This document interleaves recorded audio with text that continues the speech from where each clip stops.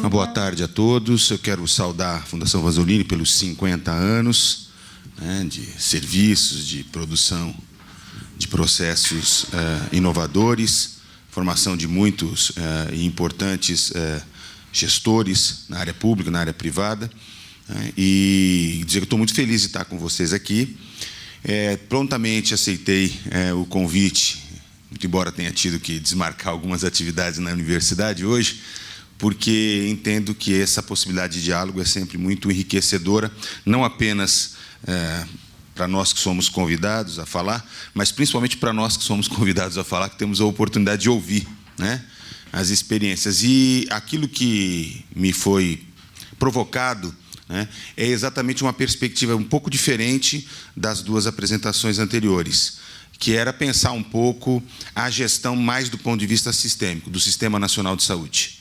Muito embora eu adoraria, a minha área de pesquisa hoje na universidade está muito centrada na área de política, planejamento e gestão, na área hospitalar, e mais especificamente num pedaço da fala do professor Rui, que é a dimensão micropolítica dos processos de reestruturação, né? Que é de uma riqueza, a peculiaridade, a singularidade da organização do processo de trabalho em saúde. Eu entraria na fala do professor Rui e acho que mergulharia por ela aí por quase meia hora, adorando dialogar com questões que foram trazidas, né, porque ele nos aponta a importância dos processos de gestão, né, da organização de projetos, de reestruturação, mas, acima de tudo, ele traz uma dimensão muito humana das nossas instituições e da complexidade.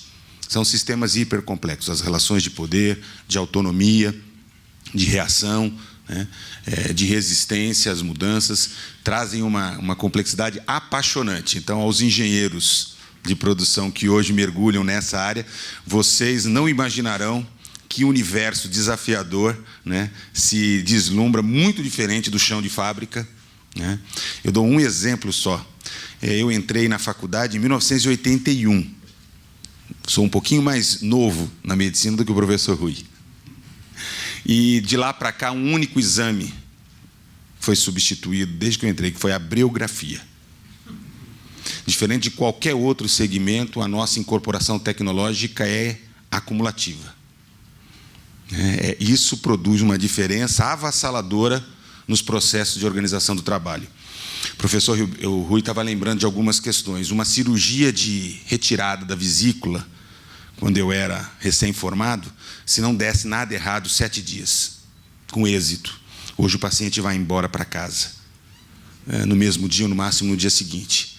Quer dizer, a mudança do processo de trabalho, não só da automação, mas das inovações tecnológicas, elas mudaram radicalmente.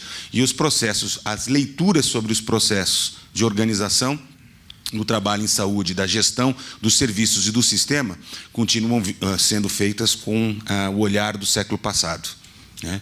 Eu vi uma matéria hoje na imprensa que dizia que o Brasil perdeu milhares de leitos de pediatria. Perdeu, sim, graças a saneamento básico, vacina, atenção básica, as coisas mais elementares que fizeram com que hoje a nossa necessidade fosse de UTI neonatal, UTI pediátrica, oncohematologia, né? E nós, a não ser o inverno, quando as doenças respiratórias infecciosas aumentam sazonalmente, nós somos de um certo número de leitos pediátricos.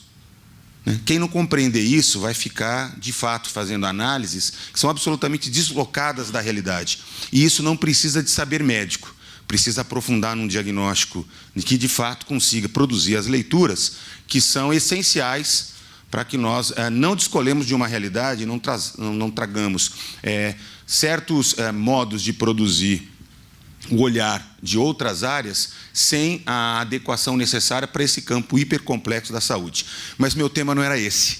E eu vou tentar, de fato, trazer algumas contribuições no tema da gestão do Sistema Nacional de Saúde brasileiro, que chama Sistema Único de Saúde, falando um pouco de algumas características importantes no campo da gestão. A primeira delas é que o Brasil foi o único país com mais de 100 milhões de habitantes, nenhum dos BRICS, Estados Unidos, Indonésia, Malásia, Paquistão, todos os países que têm mais de 100 milhões não adotaram sistemas universais de saúde. Isso não é de graça, isso é uma constatação importante. E nós constituímos, em 1988, muito embora o nome do nosso sistema, o apelido dele, constitucional, seja Sistema Único de Saúde, nós constituímos um sistema dual. Porque ele, desde o seu nascimento, ele contempla um subsistema privado, né, em que mais ou menos 24% a 27% da população, isso flutua um pouco, usufrui do Sistema Único de Saúde, mas, ao mesmo tempo, tem boa parte da sua prestação de assistência médica provida por prestadores privados, operadoras de plano de saúde ou por desembolso direto.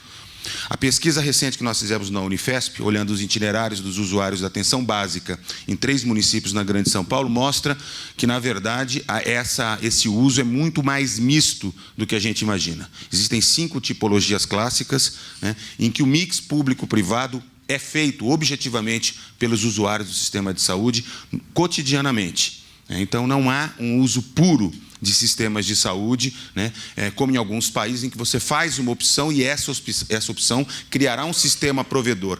Nós temos, na verdade, canais comunicantes que são extremamente importantes para entender as dificuldades que o nosso sistema de saúde tem. Eu não vou ficar aqui falando dos avanços, mas eu quero lembrar que nós hoje temos 72% de cobertura de atenção básica, constituímos um sistema de urgência que garante o SAMU, né, como uma realidade nacional. Temos um dos maiores programas mundiais de imunização, com mais de 45 anos de existência, com todas as vacinas previstas pela Organização Mundial de Saúde, produzidas gratuitamente, distribuídas gratuitamente.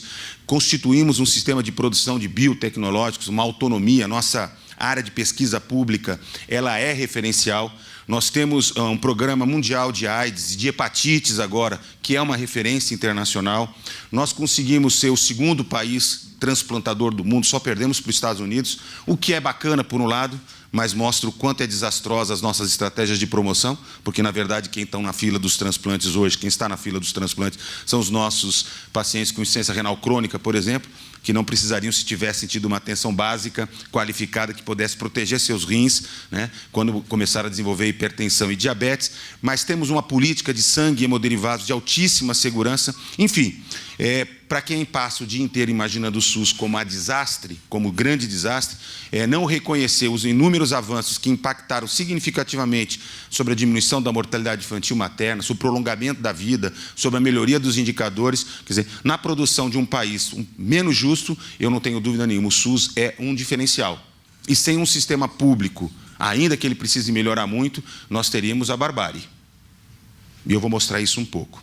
Mas eu não queria falar disso. Quando o professor Mauro me fez um convite para dialogar muito mais sobre os dilemas, os desafios, e eu quero falar um pouco sobre isso.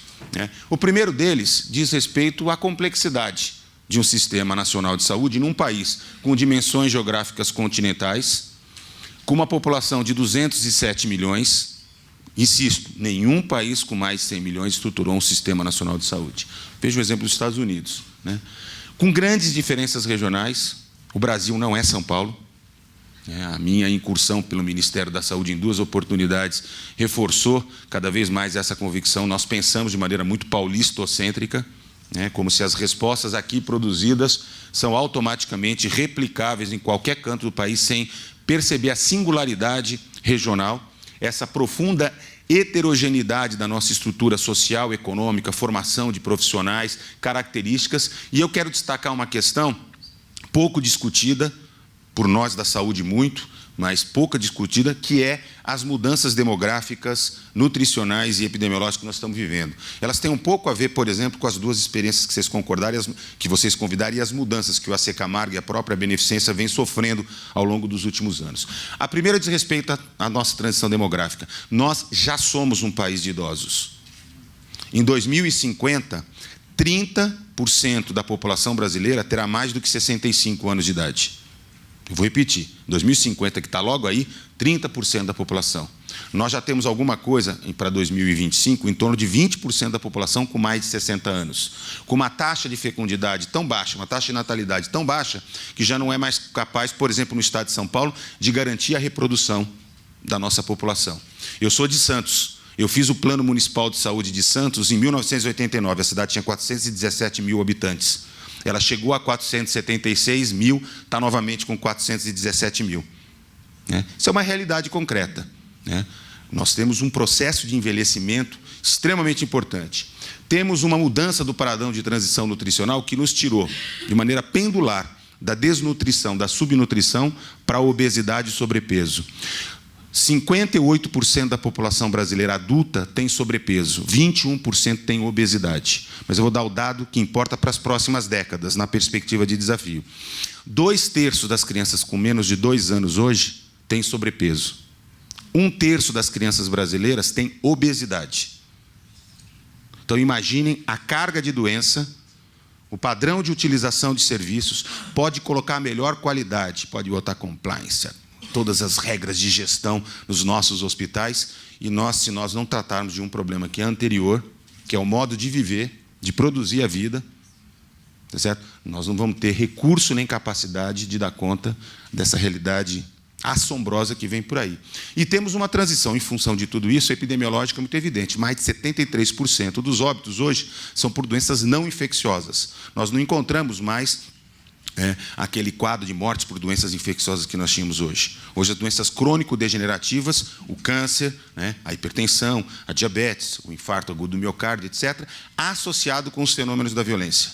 Parte significativa dos recursos das nossas equipes, seja das equipes de urgência, das equipes hospitalares, das equipes de terapia, de medicina crítica, as equipes que depois cuidam do cuidado domiciliar e reabilitacional, ficam dedicadas ao desastre que são as mortes violentas.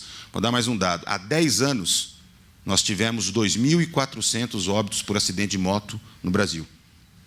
O ano passado, nós tivemos 12.800 óbitos.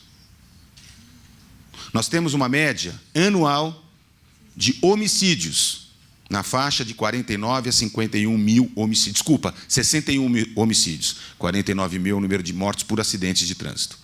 Os Estados Unidos, depois que saiu da Segunda Grande Guerra Mundial, passando por todos, Vietnã, Coreia, Oriente Médio, todas, não conseguiu somar esse número de óbitos que nós temos a cada ano por acidente de moto. Então, imaginem a carga que isso adiciona aos nossos desafios. Então, do ponto de vista sistêmico, nós não temos que pensar apenas a reorganização necessária dos nossos serviços, mas um certo processo anterior a esse que diz respeito a como nós estamos produzindo a nossa vida. Então, essa é uma questão, para mim, essencial de quando a gente fala da transição e dos desafios. Quero chamar a atenção a uma questão que diz respeito à nossa estrutura federativa. Nós temos uma estrutura federativa ímpar. Praticamente todos os países que nós conhecemos, eles têm uma gestão do seu sistema público de saúde que é ou federativa, ou provincial, que seria equivalente aqui ao nosso governo do Estado, ou local. Mas nós não temos correlação de um país que, na sua Constituição, atribua às 3 esferas de governo autônomas as mesmas responsabilidades que têm que ser resolvidas no diálogo. Uma característica da nossa Constituição está lá no artigo 5º. Então, nós estamos falando de 26 estados e um Distrito Federal, que são provedores de saúde. Nós estamos falando de 5.570 municípios, que são provedores de sistemas de saúde, são operadores sistêmicos, sendo que 70% deles têm menos de 20 mil habitantes e, portanto, têm uma capacidade profundamente reduzida, dificultada, de garantir a integralidade dos cuidados do seu território e com condições, inclusive, de gestão para assim fazê-lo, com uma heterogeneidade regional e política vigorosa e uma complexidade que exige a criação de muitos mecanismos de cooperação solidários entre os entes cooperativos contra uma cultura política que joga absolutamente contra essa lógica. Outro dado importante é que, desde 2004, foi concluído no Brasil o processo de descentralização. Não sei se os senhores e as senhoras sabem, hoje o Ministério da Saúde, aliás, desde 2004, o Ministério não tem mais nenhum contrato com nenhum prestador. Todos eles são administrados, são geridos pelos governos estaduais ou pelos governos municipais. Mas o Ministério da Saúde formula a política, produz uma parte do financiamento, normas e etc., mas a gestão é todinha descentralizada. E aqueles saudosos da gestão centralizada, vamos lembrar o que era a gestão centralizada antes do surgimento do SUS, nos gloriosos tempos do INAMPS. Para isso, se criou uma estrutura complexa de pactuação regional, com comissões regionais, comissões de intergestores bipartite, comissões nacionais, que vem produzindo, desde 1991, cada vez mais institucionalizado, um certo jeito possível de combinar a regra do jogo e colocar em funcionamento as atribuições, as responsabilidades, de definir o papel de cada ente federado. Mas são relações, paradoxalmente, se a nossa Constituição fala em descentralização, ainda marcadas por práticas políticas muito centralizadoras, por pactos federativos de gestão que funcionam como meros instrumentos burocráticos com muita dificuldade de se materializarem, de garantirem responsabilidades dos gestores em relação ao cumprimento de metas e compromissos pactuados. Eu estudei isso no meu doutorado, inclusive, numa política que ajudei a criar de 2003, que foi a contratualização dos hospitais de ensino, e fui depois estudar o que tinha acontecido com este processo.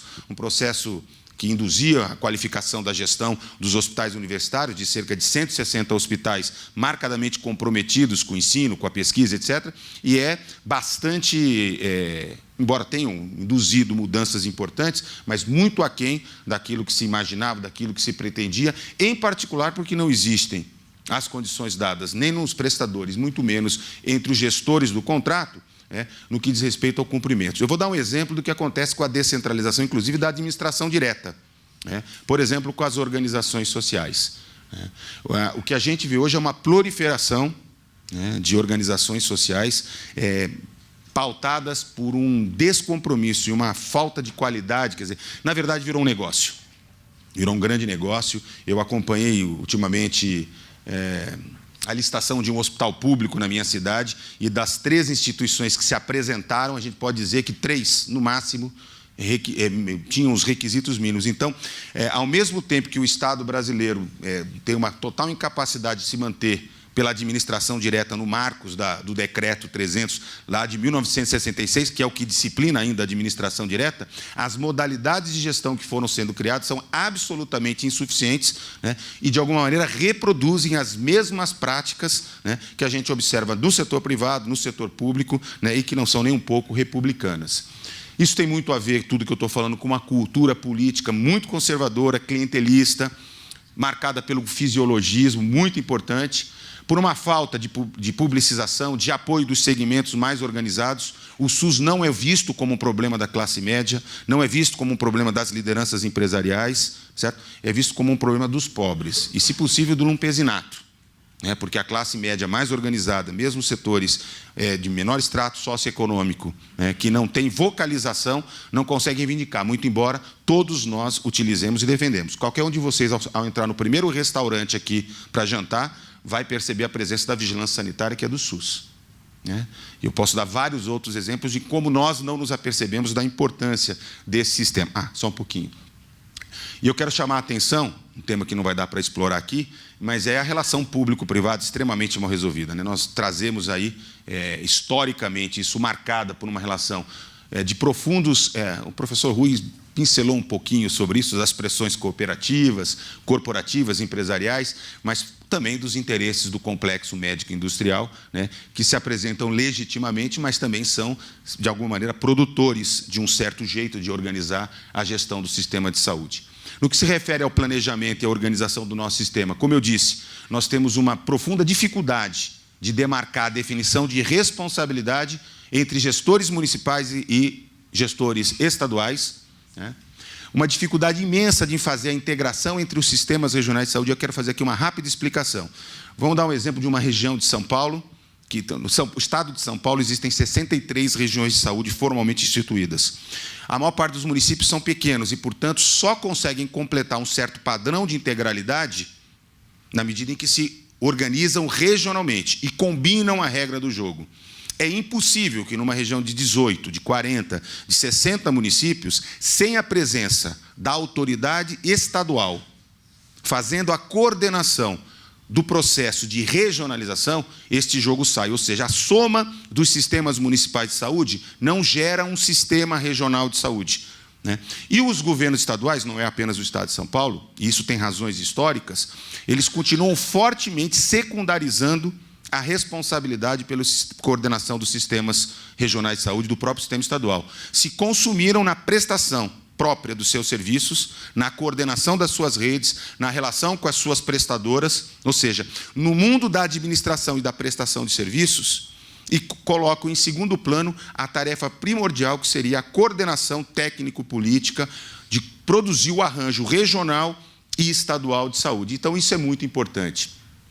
A outra coisa é um planejamento e uma organização funcional do sistema bastante precário, seja pelo subfinanciamento, seja pela lógica histórica de organização centrado na prestação e produção de serviços, particularmente de procedimentos. O que eu quero dizer para isso? Não vou ter tempo de aprofundar essa discussão, talvez no debate se interessar, mas o nosso processo histórico de planejamento não se dá a partir das necessidades. Eu não chego numa região de saúde e identifico quantos pacientes vão ter câncer, quantas mulheres vão ter câncer de mama, quantos hipertensos, enfim, quais são as necessidades de saúde da população, tanto do ponto de vista da promoção e prevenção, como do diagnóstico e tratamento.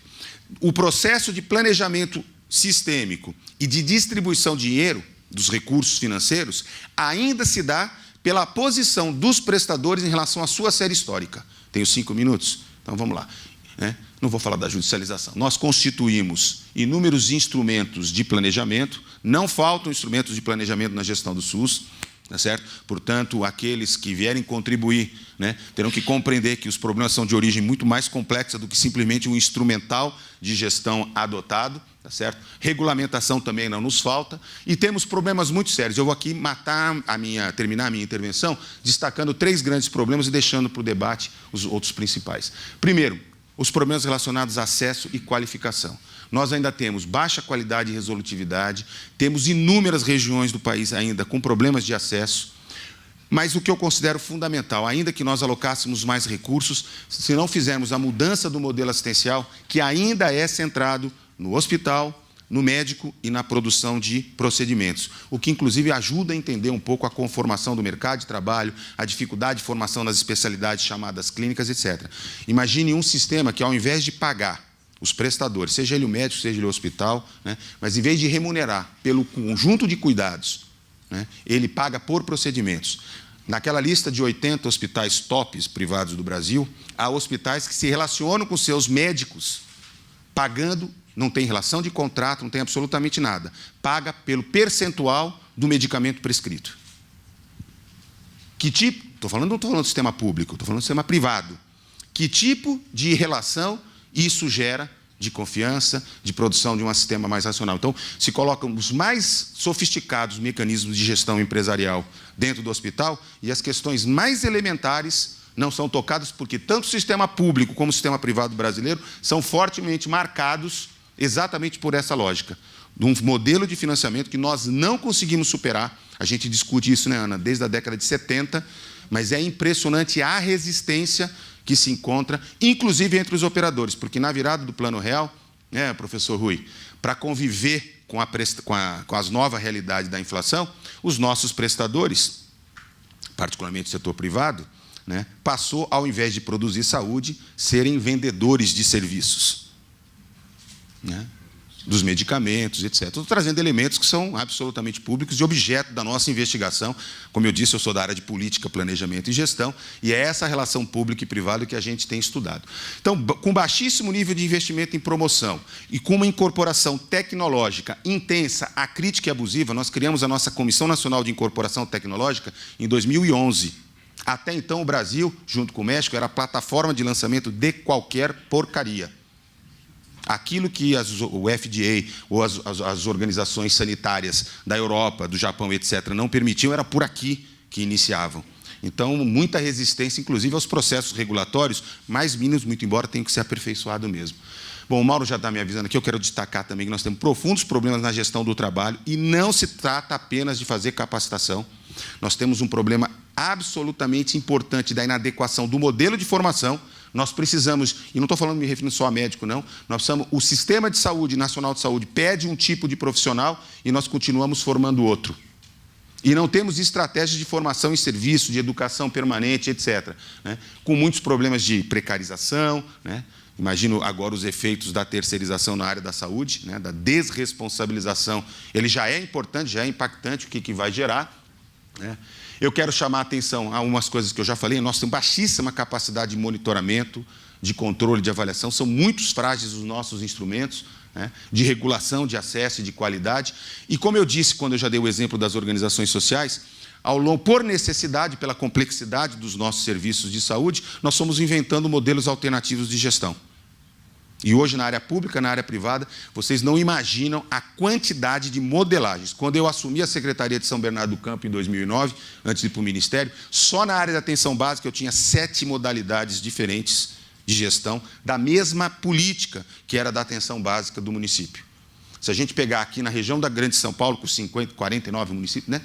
40 municípios, mais ou menos, a gente vai ver a pulverização de modalidades de gestão e a dificuldade que é colocar isso em prática, né? E eu quero terminar, já falei também da relação criteriosa da incorporação, eu quero destacar a questão do subfinanciamento, né?